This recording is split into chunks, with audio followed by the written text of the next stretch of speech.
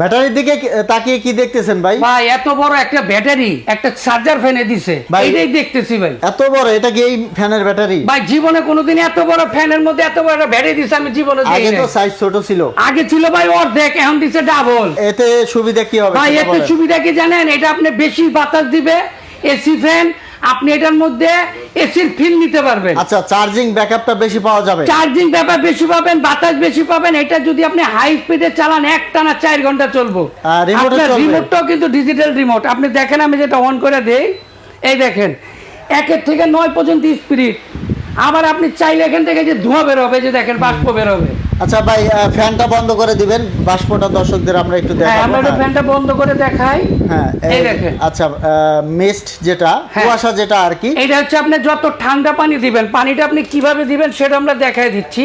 দর্শক দেখুন, এখান দিয়ে আপনাকে পানিটা ঢুকাইতে হবে।